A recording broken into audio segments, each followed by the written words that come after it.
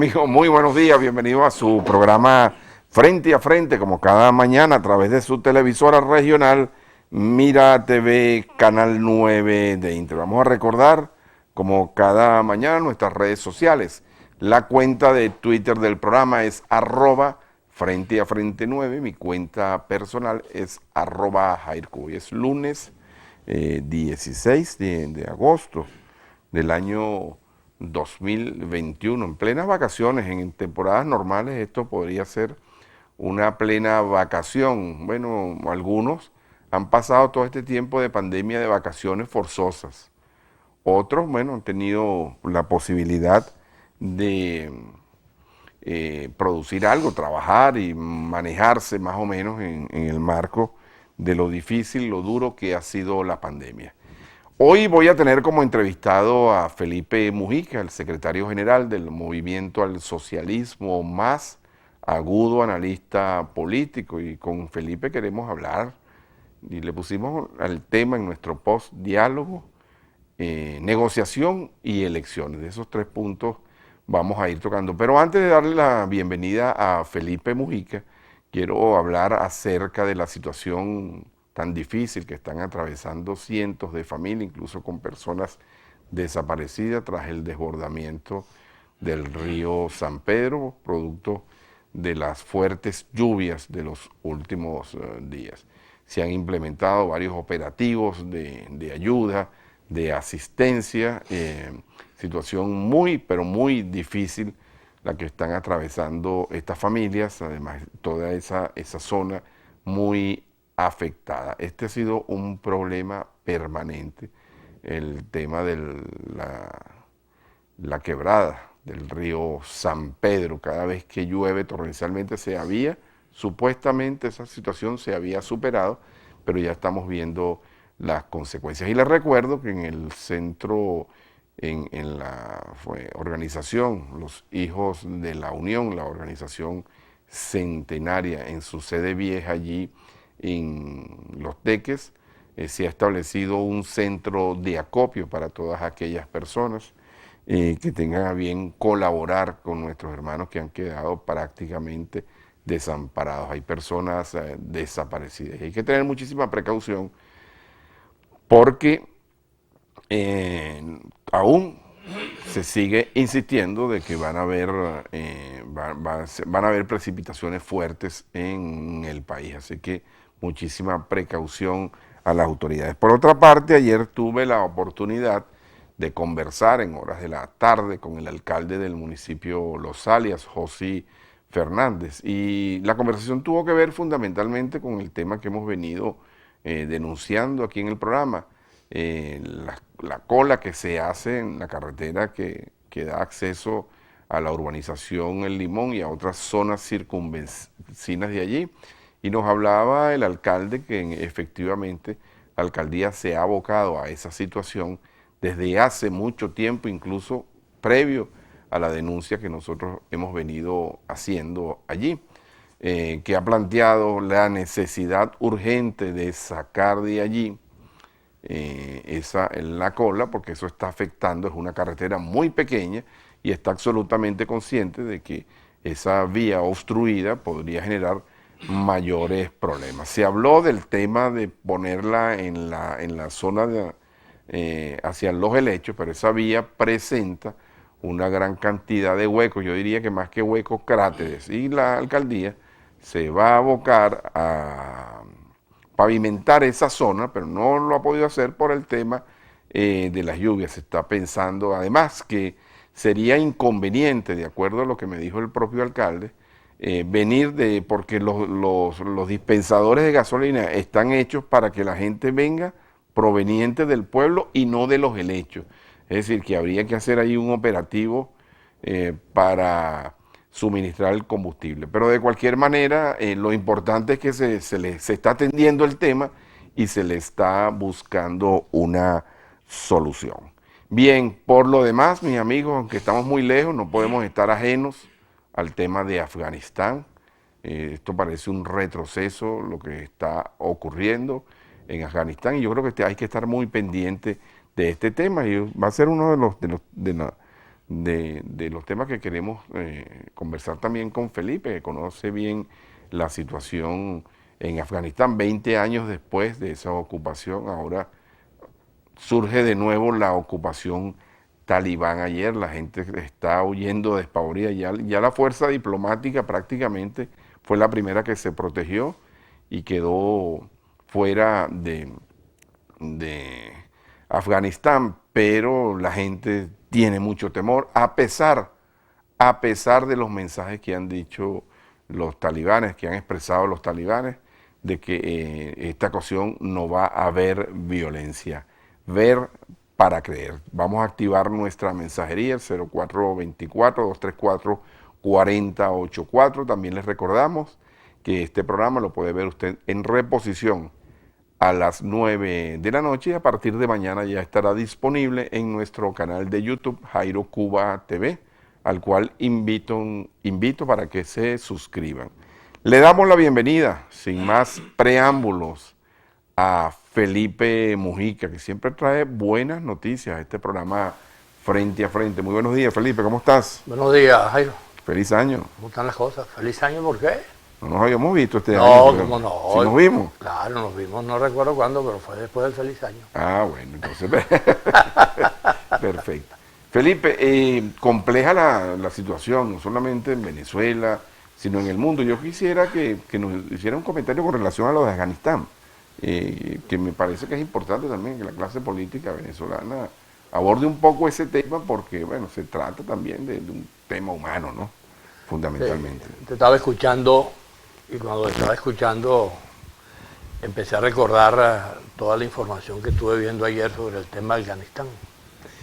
Y le comenté a 2 o 3 personas que estaban allí cerca de mí viendo eso, les dije, ustedes están viendo esas imágenes, vamos a buscar fotos, las que te puedan ver de fotos, o vamos a ver pinturas de la Edad Media, a ver qué diferencia vemos entre esta vestimenta que tienen estos amigos y estas actitudes y lo que estamos viendo ahorita en este país. Es evidente que el simple hecho de que se produzca esa situación, que se produzca toda esa situación de violencia y además la manera en que el país ha reaccionado y la comunidad internacional frente a lo que está allí expresado, bueno, significa que estamos frente a la posibilidad de un gran retroceso.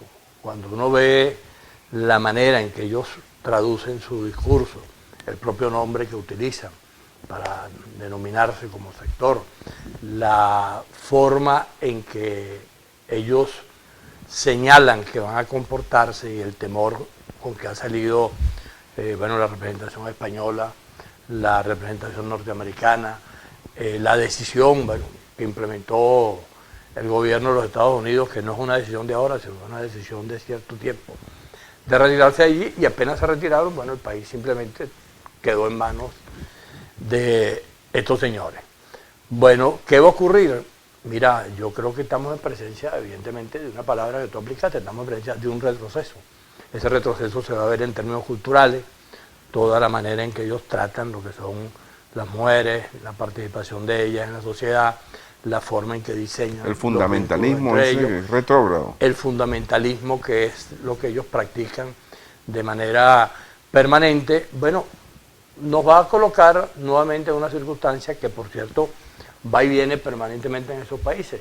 Es que pareciera que en una determinada etapa se modernizan, entran en vinculación con las cosas que están ocurriendo en el mundo moderno, pero de buenas a primeras aparece nuevamente el retroceso, y el retroceso en este caso aparece por la vía no de una decisión, digamos, democrática, sino por la vía de las armas. Una ocupación. Una ocupación, y entonces, bueno, veremos lamentablemente a un país como ese que había logrado tener algunas conductas diferentes a las tradicionales y a las históricas, que en esa parte del mundo se tienen, bueno, seguramente regresando a las mismas cosas primitivas y al mismo esquema que ellos han aplicado toda la vida. ¿Qué análisis puedes hacer tú o qué opinión, cómo ponderas, mejor dicho, y la posición de los Estados Unidos con relación a Afganistán?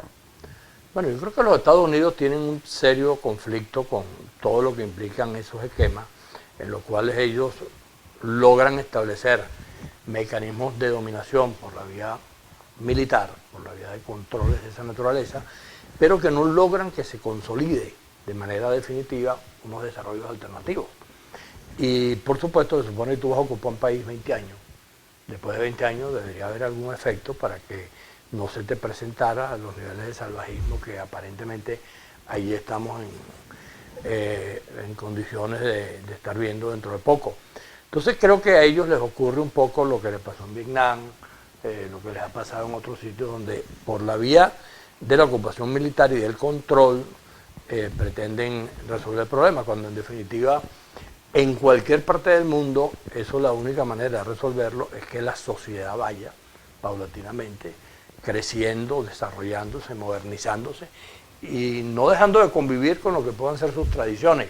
Tú te consigues en cualquier país del mundo, de repente vas a los sectores donde todavía viven sectores indígenas o sectores que tienen que ver, por ejemplo, te metes en México y vas a donde están todavía expresiones de lo que eran la cultura azteca, bueno, y te consigues con formas y maneras de vivir que tienen que ver con eso. Pero la sociedad como tal tiene otros parámetros, tiene otra manera de conducirse. Allá, en esos países, eso no ha logrado aparecer. Todavía el hecho de que el fundamentalismo expresado, yo lo digo en la cosa más elemental, más primitiva, que es la vestimenta de los amigos, bueno, lamentablemente creo que no nos augura un buen futuro para lo que está pasando allí. Hace 20 años aproximadamente surgió, ya no vamos a venirnos para Venezuela, tengo que hacer un corte, ¿no? Pero te voy a dejar esta inquietud al aire. Hace 20 años más o menos apareció en el espectro político venezolano, que es muy afín a tomar expresiones de otras partes, los talibanes en Venezuela, ¿no? Los talibanes políticamente hablando, no asociado al fundamentalismo como tal. Yo quisiera que habláramos, que recordáramos algunos episodios del talibanismo político en Venezuela, pero esto lo van a saber ustedes al regreso de este corte. Ya venimos, mis queridos amigos, en su programa Frente a Frente.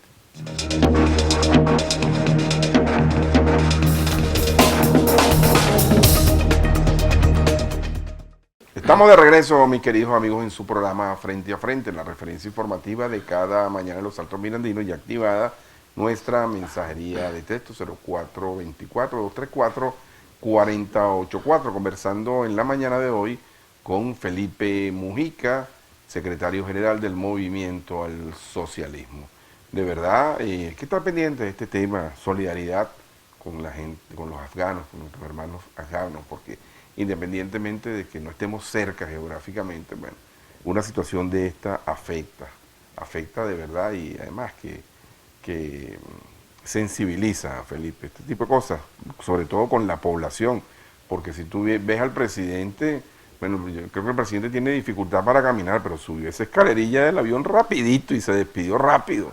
No tenía tiempo. No tenía tiempo. Felipe, bueno, esos modismos y esas cosas que adopta la política venezolana. En Venezuela comenzaron a surgir unos talibanes desde el punto de vista político, y eso le hizo un gran daño a la política. ¿Qué son los talibanes? Por definirlo de alguna manera, bueno, los radicales en extremo, ¿no? De ambas partes. Este tipo de asociación termina siendo hasta nefasta para una sociedad como la nuestra, ¿no?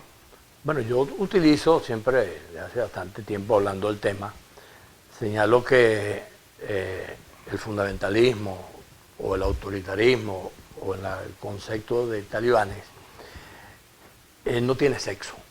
Puede ser de derecha, puede ser de izquierda, puede ser de centro. No es necesario que tú estés ubicado ideológicamente en alguna de esas posiciones. Tú te consigues, por ejemplo, lo que estamos viendo en Perú en este momento, lo que parece una amenaza que viene por el camino del autoritarismo y del fundamentalismo, lo que hemos vivido aquí en Venezuela en expresiones del oficialismo, en expresiones de la parte del país que confronta con el oficialismo, ubicado en los distintos sectores de la oposición, la manera en que se reacciona, la forma en que tú descalificas, la forma en que no logras comprender que estás frente a una realidad que puede tener distintas opiniones, que tú tienes que respetar esa diversidad de opiniones, que tienes que convivir con ella, y te das cuenta cómo en cualquier momento una sociedad puede perfectamente desplazarse por la vía de el control político hacia posiciones de esa naturaleza. Tú ves, por ejemplo, en América Latina, bueno, nosotros hemos visto aquí cómo hubo gobiernos dictatoriales, militares, que fueron en su oportunidad autoritarios, que actuaron también sanguinarios y sanguinarios. Exacto, dictatoriales, aplicando el fundamentalismo. La mayoría de esos son gobiernos conservadores, pero te puedes conseguir también con posiciones ubicadas en el otro campo, que también asumen conductas parecidas desde el punto de vista de pretender actuar de forma autoritaria. Yo creo que los seres humanos, a estas alturas del desarrollo de la humanidad, debemos tener como signo el que nosotros tenemos que convivir con conductas democráticas, conductas plurales, respetar los pensamientos, sean cuales sean. Bueno, si tú eres cristiano, bueno, se respeta tu condición de cristiano. Si tú eres judío, se respeta la condición. Si tú eres ateo, se respeta esa condición. Pero lo que no tiene sentido es que tú pretendas que a partir de la manera en que tú entiendes el mundo, vas a pretender imponérselo al resto de la humanidad, porque tú crees que tú tienes la razón y que tú puedes actuar de esa forma. Eso siempre ha terminado al final en unos costos sociales terribles, donde cuando tú hablas con quienes están aplicando esa manera de gobernar o de dirigir o de convivir, te dicen, bueno, pero es que para mí lo importante es mantenerme. Y cuando tú le preguntas, pero un momentico, ¿te estás manteniendo para qué?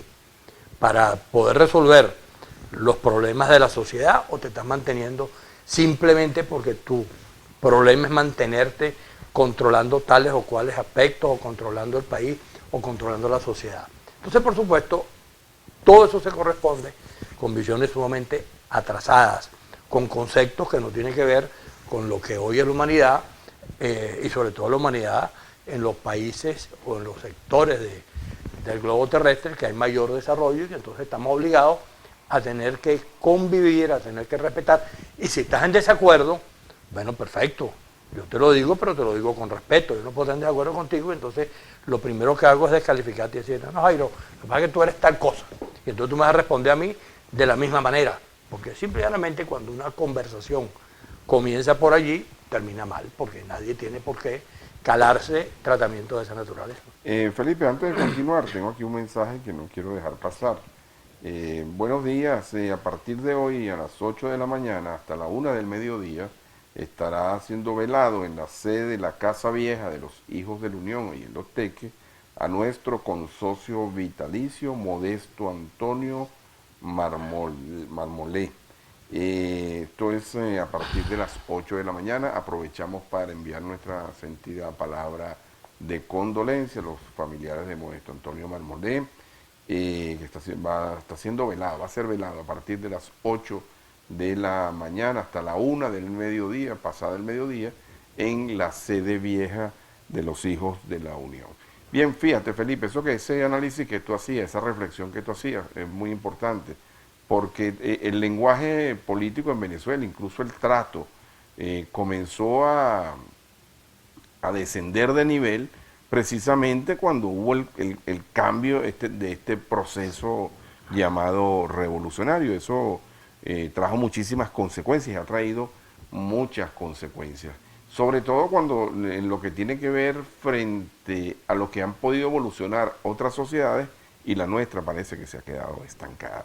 Sí, yo creo que desde el momento en que Hugo Chávez asumió que la polarización del país era su esquema para garantizar el control social, comenzó este complejo problema que tenemos hoy. No porque antes no hubiese existido polarización, porque recuerda que antes había una polarización entre Acción Democrática y COPEI, que de alguna manera después el MAS pudo colocarse en el centro de esa polarización y generar otro tipo de conducta, pero eran, digamos, discursos, posiciones que tenían que ver con otra temática. Pero la polarización entre lo bueno y lo malo, yo soy lo bueno y tú eres lo malo, que fue precisamente la que trató de imponer Chávez a todo evento, bueno, trajo como consecuencia que este gobierno autoritario que hemos tenido, o estos gobiernos autoritarios que hemos tenido a lo largo de estos 20 años, haya generado situaciones similares. Tú ves, por ejemplo, que cuando tú hablas con algún sector radical del gobierno, te habla del resto del país o de quien no comparte sus opiniones, señalándolo de cualquier manera. Y cuando tú hablas con un sector radical de la oposición, entonces utiliza exactamente los mismos mecanismos para descalificar la parte del país que no comparte eso. Por cierto, que para que tú veas las cosas que la vida y el mundo dando como experiencia, esos dos sectores que han sido los que entre sí se han descalificado de la mayor manera, son precisamente los que hoy, o el fin de semana, viernes y sábado, estuvieron sentados ahí en México conversando sobre el tema venezolano. Tú revisas los personajes que estaban allí, en representación del gobierno, los que han dicho de todo de los que estaban enfrente. Y los que estaban enfrente son los mismos que habían dicho que jamás en la vida se iban a sentar, a pesar de que se habían sentado en distintos momentos, con esa parte del país. Lo cual indica que la política siempre te da unos márgenes para que las cosas vayan mucho más allá de lo que la gente supone. Es evidente que tomando ese camino como un ejemplo de lo que en Venezuela está ocurriendo, el que esos dos sectores nuevamente se hayan sentado, pues no es la primera vez.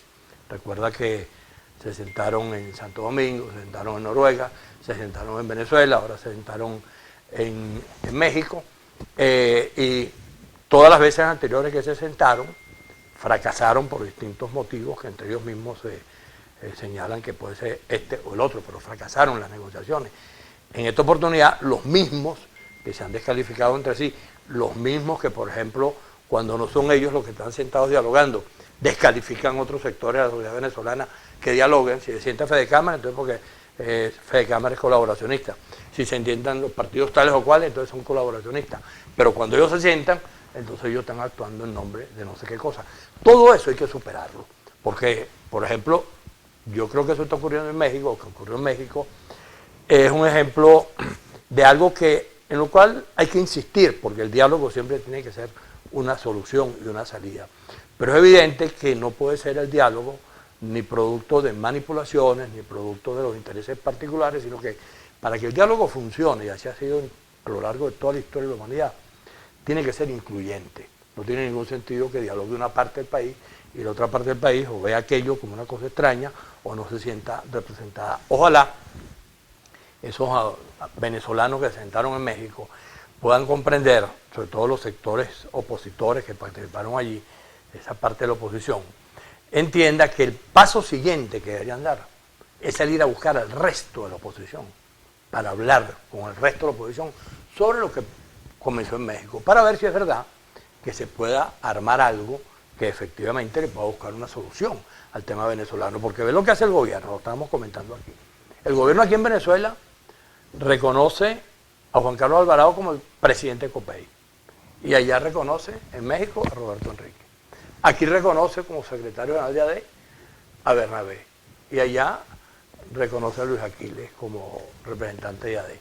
Aquí reconoce a otros representantes de Primero Justicia y de Voluntad Popular, y allá reconoce a otros. Ahora, ¿en qué sociedad, en qué parte de la historia de la humanidad se puede imaginar que una cosa de ese tipo, manejada pues, de la forma que el gobierno está manejando, pueda terminar dando resultados? Porque lo primero que deberían hacer, tanto los que estamos aquí en Venezuela, que no participamos en ese evento, como los que decidieron participar, en el campo de lo que es la oposición, debería decir, bueno, vale, vamos a asumir si estamos todos dispuestos a dialogar, si ya ustedes dejaron atrás el problema del mantra y dejaron atrás todos los complejos de lo que significaba sentarse y están dispuestos a dialogar con un documento que perfectamente lo puede suscribir cualquiera, porque ese documento que se leyó allí, en donde se establecen los parámetros del diálogo, eso puede ser suscrito por cualquiera. Bueno, si esos son los parámetros, bueno, entonces ¿por qué eso no se puede hacer en Venezuela? Porque es que no podemos encontrarnos todos, tanto los que están en el gobierno como los que estamos en el campo opositor, para decirlo de alguna manera, los que queremos que la democracia sea la forma de resolver los problemas en Venezuela, ¿por qué es que no podemos encontrarnos para que de allí nazcan las soluciones en el campo político, en el campo económico, en el campo social que el país requiere? Yo creo que estamos en presencia de una situación que, si bien ha sido manipulada, sin embargo no deja de ser una oportunidad si se comprende de qué se trata, porque si se comprende simplemente a partir de mis intereses particulares, tanto los del gobierno o los de los sectores de la oposición que participaron, bueno, lamentablemente eso no irá para ninguna parte. Pero si se logra comprender en términos globales, es posible que eso sea un punto de partida para tratar de buscar salida a los problemas del país. Bien, Felipe, tengo que hacer un corte. Conversamos en la mañana de hoy con Felipe Mujica, él es el secretario general del Movimiento al Socialismo. Al regreso voy a dejar pendiente una inquietud. Fíjate, todo este análisis que tú haces es bien interesante, ¿verdad? Y esos contrastes hay que definirlos. Bueno, yo reconozco uno aquí y me siento con el otro allá. Bueno, ok, eso forma parte también de lo mismo que tú hablabas, de la dinámica política. Todo es posible allí. Así es. Pero bien, ¿y por qué se sientan?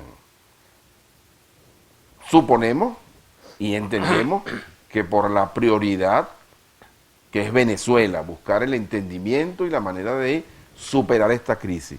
Pero hay una presión internacional a ambos bandos. A mí me gustaría que tú hablaras sobre ese tema al regreso de esta pausa y también conocer si eres optimista con relación a lo que se pueda alcanzar en este encuentro que le han quitado, incluso le han dado más predominancia a la palabra negociación que a diálogo.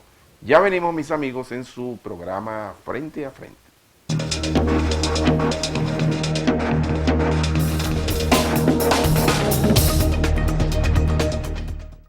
De regreso, mis amigos, en su programa Frente a Frente, conversando en la mañana de hoy con Felipe Mujica, secretario general del Movimiento al Socialismo. Con tu permiso, Felipe, vamos a darle salida a parte de la mensajería de texto. Este señor culpa al gobierno de lo nefasto de la oposición, que sí reconocen unos aquí y otros allá. Lo primero que deben hacer es organizarse y ponerse de acuerdo ellos mismos, o será que el gobierno quieren que los organice también. El gobierno ha venido tratando de organizar a algunos también, ¿sí? en honor a la verdad, es así.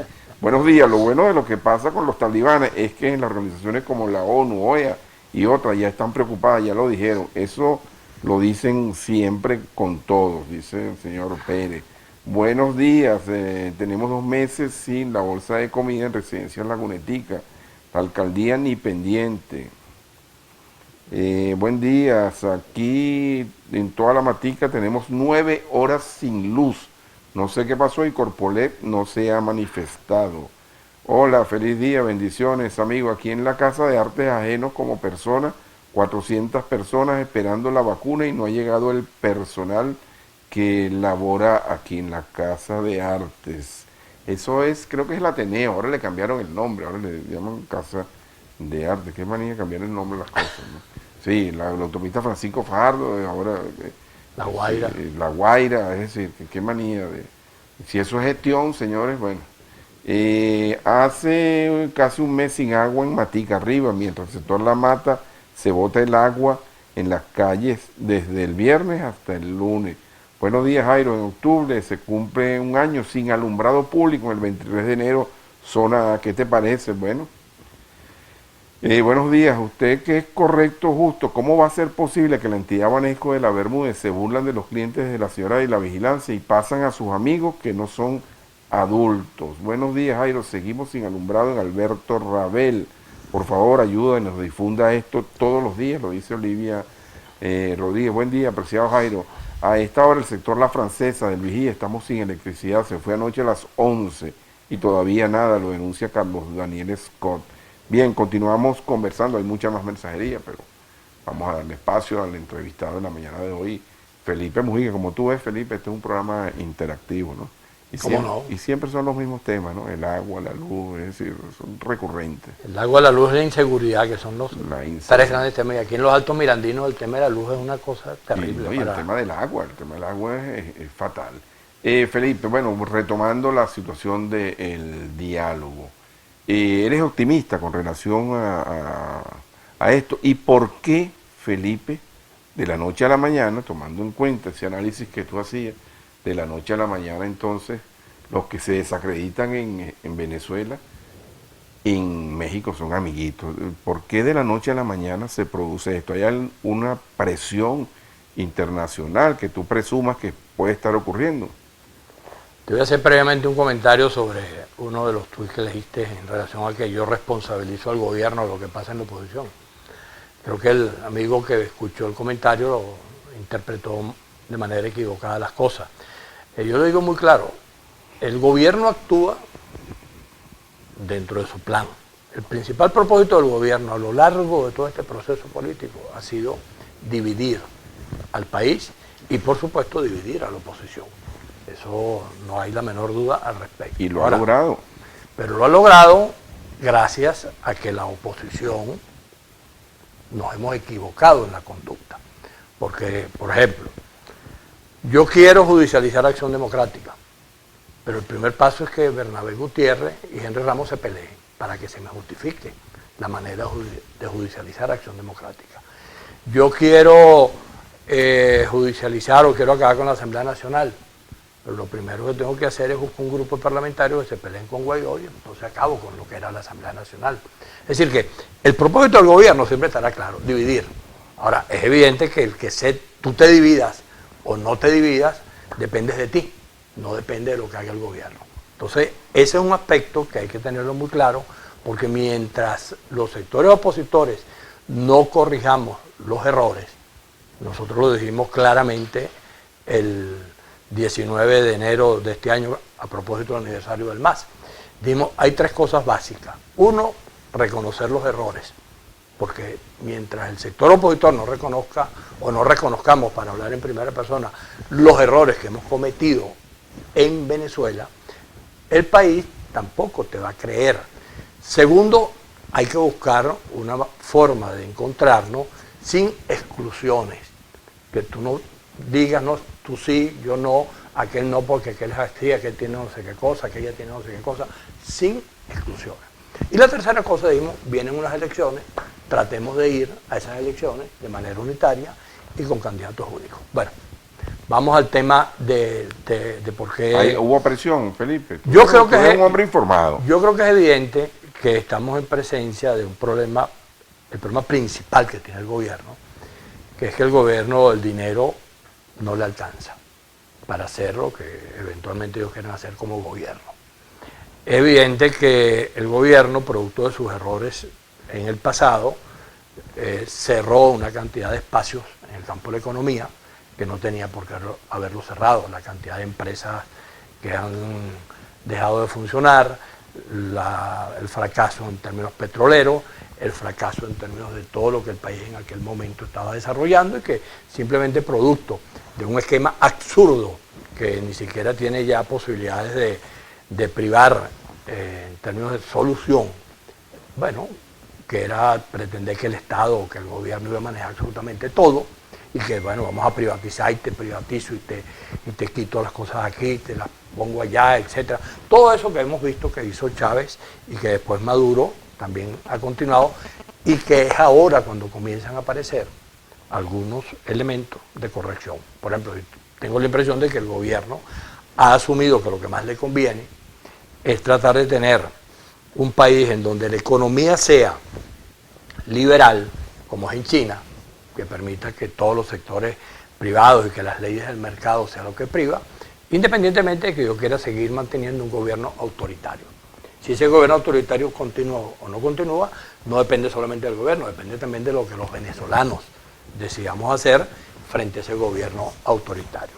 Para poder recuperar la economía en ese esquema, yo necesito que me quiten de encima unas medidas que son producto de los errores que yo he cometido y que han traído como consecuencia que la economía del país, que el país se vea afectado por esas medidas. Entonces, por supuesto, el gobierno, cuando se le plantea la posibilidad de ir a conversar con el sector opositor más radical, con el sector opositor que... Pero eso fue una exigencia, una imposición, Felipe. Tiene que haber sido... Tiene que hablar con esto. Tiene que haber sido como son estas cosas que le tienen que haber dicho, para que esto se resuelva, tú tienes que entenderte con la oposición que nosotros reconocemos.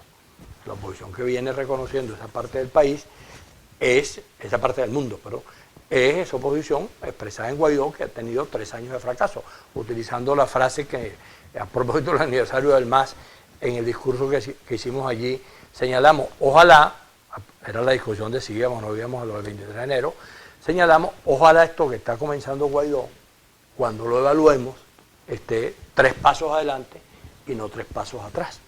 Y resultó exactamente lo último, no 3, no se sabe cuántos pasos atrás estamos en este momento, producto de los errores cometidos por esa manera excluyente, por esa manera sectaria, por esa falta de diseño estratégico que ha asignado todo lo que se ha hecho allí.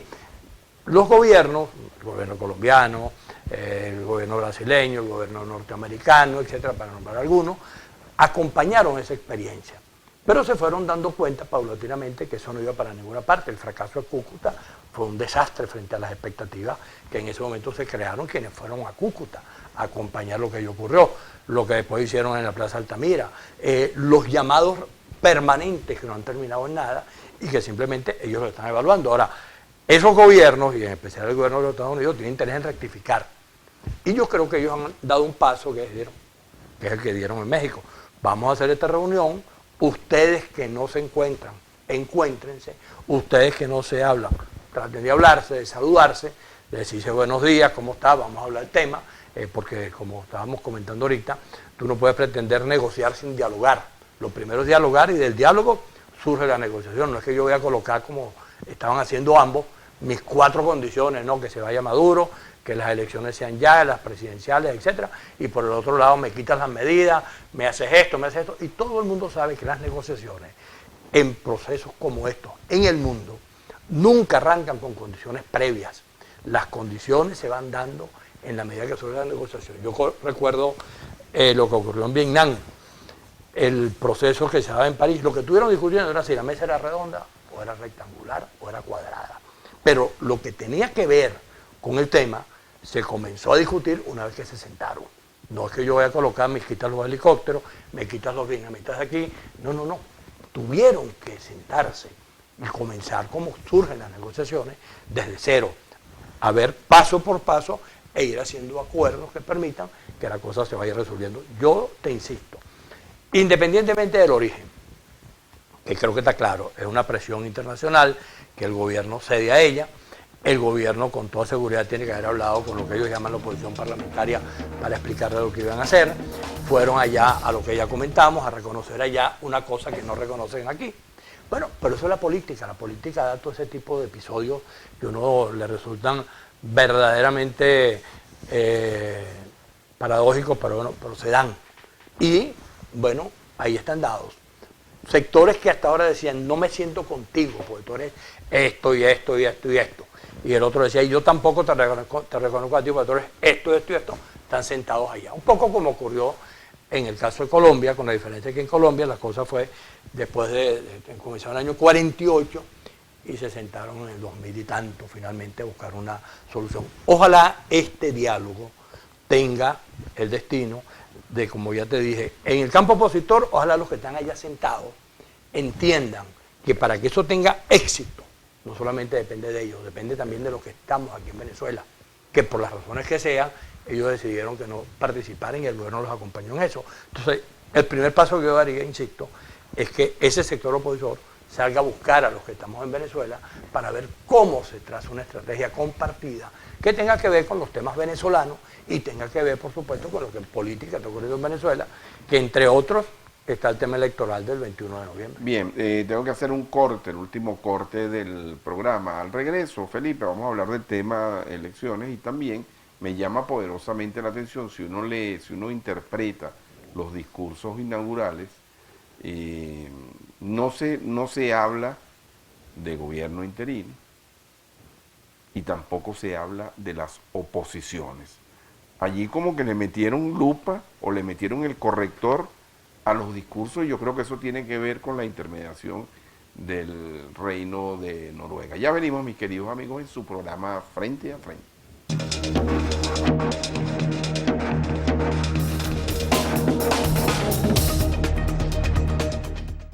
De regreso, mis queridos amigos, en su programa Frente a Frente para la parte final, conversando con Felipe Mujica en la mañana de hoy, secretario general del Movimiento al Socialismo. Rápidamente, 2 mensajitos. Buenos días, Jairo. ¿Cómo es posible que Hidrocapital nos tiene secos, sin agua en Lagunetica y tanto que llueve? ¿Se da que esas personas que supervisan el agua no se dan cuenta que se bota en la represa?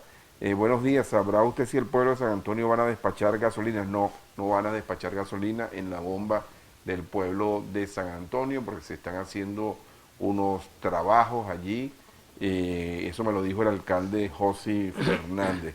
Buenos días, Jairo. ¿Qué pasó con el intercable? Se ve malísimo y se descuentan 6 millones, de 6 millones aumentaron a 18 millones. Hay que buscar al SUNDEP.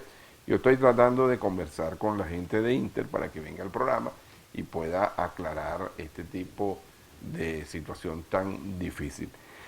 Felipe, bueno, ya está abierto el proceso de inscripción de candidatos. El PSUV la semana pasada montó su parafernalia, no nos toca, yo creo que no nos toca a ninguno de los dos hacer análisis profundos de si aquello fue un acto de fe o cómo escogieron sus candidatos.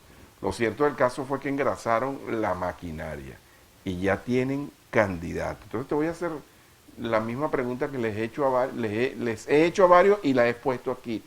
¿Y la oposición para cuándo? Porque todo marcha en paralelo. Felipe, estamos en el proceso de diálogo y de negociación, pero la vida continúa y el 21 de noviembre lo tenemos aquí cerquita. Como dice la canción, ¿el anillo para cuándo? Así es, así es.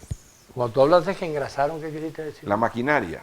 Pero la engrasaron, le echaron que grasa. Bueno, algo le habrán echado, algo le habrán echado, pero movilizaron a la gente, la gente. Ahora, ¿cómo si escogieron con un dedo? Si, bueno, en fin, eso les toca a ellos, ¿no? Eso no. Mira, yo creo que lamentablemente la sociedad venezolana estamos frente a una cosa que en otras condiciones perfectamente sería el ejercicio de la democracia. Y es que, bueno, puede haber frente a un proceso electoral cualquier cantidad de opciones para que los ciudadanos escojan la que piensen que más les conviene. En ese concepto, el partido oficialista decidió hacer unas primarias, por cierto, un poco extrañas, porque primero tuvieron un proceso de precalificación de los candidatos. Sí, van cambiando las condiciones. Y después que votaron... Ciertas condiciones aplican. Claro, y después que votaron, resulta que los que votaron, unos quedaron, otros no. Bueno, es toda una cosa que es complejo poder entender el reglamento. Por ejemplo, el MAS, que durante toda su historia ha tenido las primarias como su mecanismo de elección de autoridades. Siempre ha habido primarias, salvo que haya consenso. Pero normalmente lo que hay, porque era un partido de tendencia, un partido donde hay distintas opiniones, bueno, se agrupaban y proponían y se iba a primaria y la gente votaba y quedaron. Incluso llegamos un momento a tener hasta porcentaje de representación. Si tú sacabas el 20%, entonces te tocaba el 20%, entonces te tocaba el 40%, etc. Bueno, nosotros tenemos toda una experiencia en eso. Las primarias que nosotros hemos hecho, cuando se han hecho, no se parecen en absoluto a ningún mecanismo de control de esa naturaleza. Pero bueno, eso forma parte de una realidad. En el partido oficialista, igual que en el campo opositor, hay una diversidad de opiniones. Eso de pensar, no, el partido oficialista está unido.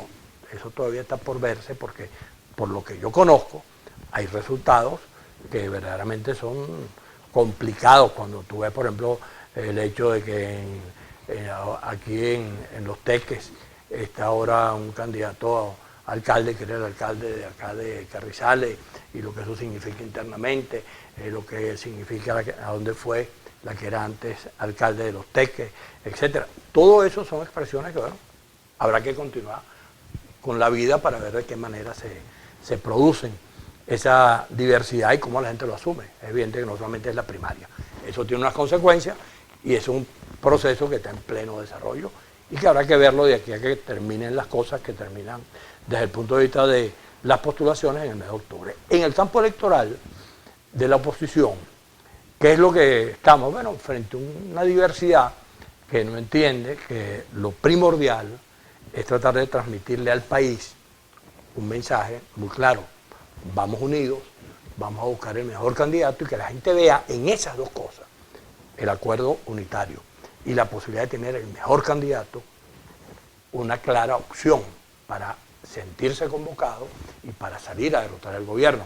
Es evidente, como lo pregunta todo el mundo, ¿cómo es posible que si el 80% del país está contra Maduro y contra el gobierno, eso no se pueda concretar en un acuerdo político que permita que el campo democrático venezolano pueda servir para lo que sirven en cualquier país del mundo, para hacer una opción? Tú ves, por ejemplo, en Venezuela, revisas hacia América del Sur, todos los países de América del Sur, de manera distinta, unos hacia el centro, otros hacia la derecha, otros hacia la izquierda, han tenido cambios políticos. Esos cambios políticos se han suscitado a partir de desarrollos políticos de esos países, donde los brasileños, los chilenos, los argentinos, los peruanos, los bolivianos se han puesto de acuerdo para hacer una determinada cosa. Me voy a quitar a este presidente para poner este. Pero son ellos, son los peruanos, son los brasileños, y lo hacen mediante el voto. Y bueno, se producen unas mayorías, unas minorías que han derivado en eso que estamos viendo. En una etapa gobiernos muy conservadores, en otra etapa gobiernos más hacia sectores progresistas, gobiernos de centro, pero todo eso ha sido a través de la vía electoral. Y la gente sintiéndose convocada. En Venezuela eso hay que construirlo, para que ese escenario en el cual un sector de la oposición ha contribuido, llamando la abstención, otro sector de la oposición no ha entendido que no basta con decir yo participo, sino que es necesario que se construya la unidad. Y una parte muy grande de la sociedad que dice, eso es culpa de los políticos. No, eso es culpa, en términos de la responsabilidad que hay que hacer, de todos los venezolanos. Y entonces nosotros no podemos decir, yo no soy político y entonces yo no tengo nada que ver con eso. No, vale, tú eres un ciudadano venezolano, tú eres venezolano, tú eres de Los Teques, tú eres de San Diego, tú eres de San José, tú eres de cualquiera de esas partes de los Altos Mirandinos, y tú tienes la responsabilidad de buscar, por ejemplo, quién es el mejor candidato a alcalde que pudiéramos buscar aquí en los Altos Mirandinos, en la parte de Los Teques. Yo, por ejemplo, conozco a varios, pero me parece que, si a mí me dicen quién, José Luis Rodríguez, me parece un tipo que tiene una experiencia muy amplia. Pero en todo caso es una de las opciones que hay. Pero, ¿qué es lo que hay que tratar de buscar? Un solo candidato. A nivel de la gobernación, un solo candidato. ¿Y quién dirías allí? Yo soy partidario de que sea Uzcategui, pero en todo caso ya el MAS incluso decidió que fuera Uzcategui. Creo que es el que viene realizando una labor con mayor amplitud, con mayor identificación. Pero Capriles dijo que él estaba como Cari. Bueno, está bien, se lo pidió de Capriles. Capriles no decide quién es el próximo candidato. Yo pensé incluso que esa elocución de Capriles iba a ser un poquito más, iba a tener un poquito más de la búsqueda del consenso, ¿no? Bueno, a Capriles hay que respetarle su opinión, lo cual no quiere decir que sea correcta. En términos, digamos, democráticos, él puede opinar y equivocarse. Entonces, bueno, está opinando de una manera en la cual él lo que debería decir, desde mi punto de vista, es vamos a buscar en Miranda un candidato unitario, un candidato único. Yo no me voy por los niveles de influencia que él tiene en el Estado de Miranda, las relaciones que él tiene con los dos principales candidatos, que es Ocari y Uzcategui, él pudiera ser el puente para propiciar una salida que le pensara y pudiera decirle a los mirandinos, señores, todos los que estamos aquí, sumando todas las organizaciones políticas, le proponemos a los mirandinos a fulano de tal. Bueno, y eso es lo que los mirandinos, igual que los cojedeños, los carabobeños, estamos fíjate esperando. Una cosa, Felipe. Por ejemplo, David Uzcategui está solicitando primarias. La respuesta de Carlos es cuesta. Dice, yo estoy de primero en las encuestas, tengo hasta 20 puntos de diferencia. Pero lo cierto del caso es que el tiempo se acorta para hacer primarias y se acorta para llegar a acuerdos. Y eso está ocurriendo no solamente en el estado de Miranda, sino en muchas regiones del país. Eso que tú dices es correcto en términos de cómo van pasando los procesos, ¿no? Antes de que arrancaran el proceso de postulaciones, dijimos, bueno, en la etapa previa es la etapa previa. Esa todavía no es la película. La película comienza a verse verdaderamente a partir del 9 de agosto. Ya han pasado 15 días y todavía no vemos la película. Ni siquiera estamos viendo los cortos previos que nos digan, mira, la película va por aquí o los actores van hacia fulano. No, nada de eso existe todavía. Simplemente sigue la contienda, sigue el desbarajuste y todavía en ninguno de los estados, que yo sepa, está claramente evidenciado que hay un candidato tal o cual que pudiera ser el candidato unitario. Eso hay que seguir insistiendo en construirlo. El tiempo es corto, pero no quiere decir que no haya tiempo, porque yo puedo perfectamente un día antes que se cierre el proceso de postulación, producir un acuerdo político y decir el candidato es fulano. O puedo, todavía me quedan en septiembre, creo que 20 y pico de días, donde yo puedo sustituir las postulaciones que hice y aterrizar en un solo candidato. En todo caso, para lo que hay que hacer, hay tiempo si hay voluntad política. Es posible que el problema no es que no haya tiempo, es posible que lo que no exista sea voluntad política. Y lo que hay que construir es la voluntad política, que no solamente se construye a partir de lo que los políticos, o los que nos mantenemos en este merequetengue, pensemos que hay que hacer. No, es demasiado importante, yo siempre pongo ejemplo, lo que los ciudadanos, los venezolanos hagamos. Tú ves, por ejemplo, los Estados Unidos, que es un país tan importante para Venezuela, se equivocaron hace 4 años y pusieron al presidente que colocaron, a Trump, con las consecuencias que hubo en ese país frente a un gobernante de esa naturaleza.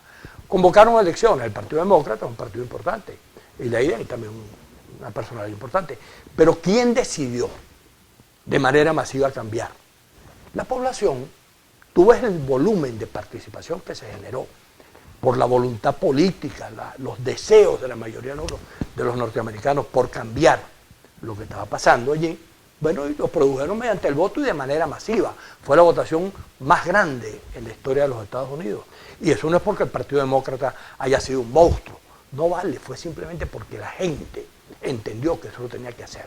Bueno, aquí en Venezuela es básico que el ciudadano entienda que más allá de lo que hagan los políticos con todas las dificultades que existen con partidos minoritarios, partidos desvinculados de la sociedad, partidos con todos los problemas que sabemos que tenemos como consecuencia de lo que ha pasado en Venezuela. Yo lo hago por chiste siempre, yo le pregunto, te lo puedo hacer aquí pero no lo voy a hacer, dame el nombre de 5 gobernadores. Y la gente no me pasa de 2 nombres. Después me dice, no, el gobernador de Portugués y el de Trujillo. Yo digo, no vale, te estoy preguntando el nombre, no el estado. Y la gente no lo sabe. ¿Eso es por qué? Porque la gente simplemente está desvinculada totalmente. Y te estoy hablando de políticos, de lo que ocurre de manera cotidiana en los espacios. Y lo mismo pasa con los alcaldes. Tú sales por allí a preguntar los nombres de los alcaldes de aquí y de allá, o de los concejales. Bueno, y la gente no lo conoce porque esas instituciones han perdido peso, han perdido capacidad financiera para poder gobernar, se han convertido en una cosa que es producto de una acción autoritaria dirigida a disminuir al máximo lo que tenga que ver con esas instituciones. Entonces, por supuesto, todo eso tiene que ser recuperado y eso no lo van a recuperar solamente los políticos, sino que es imprescindible que los ciudadanos venezolanos busquemos la manera en cada sitio para poder resolver el problema. Por eso insisto, a pesar de que el tiempo es aparentemente corto, si aquí se quiere resolver el problema, yo perfectamente el día antes de que se cierren los cambios, de acuerdo con el cronograma del Consejo Nacional Electoral, yo puedo sorprender a Venezuela y decir, aquí tenemos 24 candidatos únicos. Y tú lo ves viable porque, fíjate, el sector que agrupa la Alianza Democrática, que entiendo que ustedes no están allí, ¿no?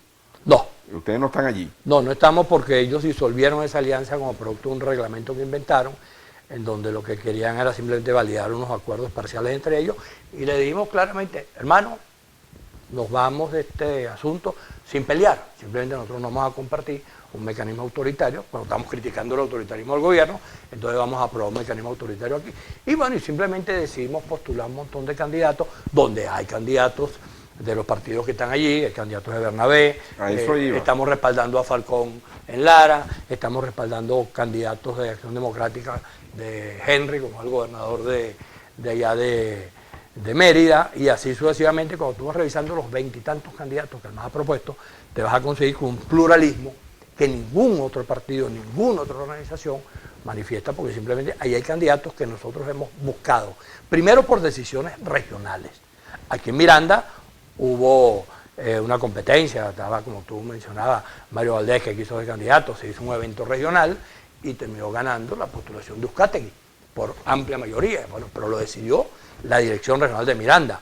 En Aragua está postulado Richard Mardo, que es un militante de Primera Justicia, amigo de Capriles, decidido por el MAS. Y Falcón es militante de Avanzada Progresista, en el caso de Lara. Y todas esas decisiones se han tomado regionalmente por el MAS, porque estas son unas elecciones regionales. Ojalá en ese espacio que viene, que son los candidatos, que es distinto a 100 partidos discutiendo cuáles son los acuerdos, a lo mejor 4 o 5 candidatos por estado, pudieran generar una decisión regional que permitiera buscar el candidato único. Bueno, Felipe, te agradezco mucho el tiempo que tomaste para venir al estudio de Mira TV. Tendremos oportunidad y bueno, se seguirán moviendo las aguas, ¿no? Probablemente más adelante habrá mucha más tela que cortar y ojalá que tanto en el tema electoral como en el tema del diálogo y negociación haya finalmente una luz al final del túnel para la sociedad venezolana.